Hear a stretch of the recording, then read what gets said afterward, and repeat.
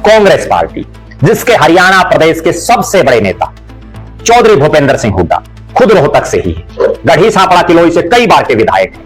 उनके बेटे दीपेंद्र सिंह हुड्डा यहां से सांसद हैं। और एक बड़ी गजब बात मैं आपको बताऊं, अपने आज तक के पूरे राजनीतिक जीवन में इस एक साल में, लगभग एक साल में, यानी विधानसभा चुनाव के बाद से और अब तक के समय में, जितना दीपेंद्र सिंह हुड्डा अब रोहतक क्षेत्र में घूमे हैं, शायद ही इतना इससे पहले ना घूमे हो। उनका भी पूरा ध्यान अब हरियाणा प्रदेश में तो चारों तरफ है ही, लेकिन इस रोहतक पर विशेष रूप से है।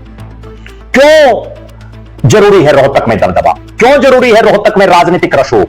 उसका सबसे बड़ा कारण मैं आपको बताता हूं। आज हालात और परिस्थितियां हरियाणा प्रदेश की ये हैं कि जिन 3 जिलों का कभी प्रदेश की सियासत में बड़ा नाम होता था, आज उन 3 जिलों में बड़े नेता नहीं बचे हैं।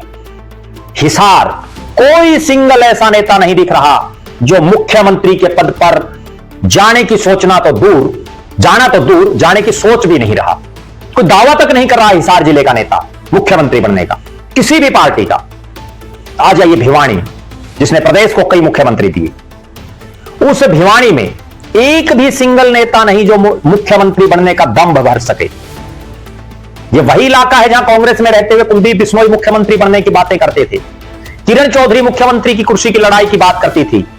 आज दोनों बीजेपी में हैं और दोनों मुख्यमंत्री का मैं भी नहीं बनना चाह रहे, इच्छा ही नहीं जता पा रहे बीजेपी में। अब आ जाइए सिरसा, जिसने बड़े बड़े नेता दिए, लेकिन आज हालात सिरसा के लिए है कि भले ही वहां 2 पार्टियों के राष्ट्रीय अध्यक्ष हैं, जेजेपी और इंडियन नेशनल लोकदल, हलोपा का प्रदेश अध्यक्ष भी है, चौधरी रणजीत सिंह जैसे निर्दलीय भी हैं वहां, उसके बावजूद भले ही अभय सिंह चौटाला को उनकी पार्टी के नेता मुख्यमंत्री बनाने की बात कर रहे हों, भले ही दुष्यंत चौटाला को जेजेपी वाले कर रहे हों, लेकिन दोनों ही पार्टियां 2 और 0 पर हैं प्रदेश की विधानसभा में।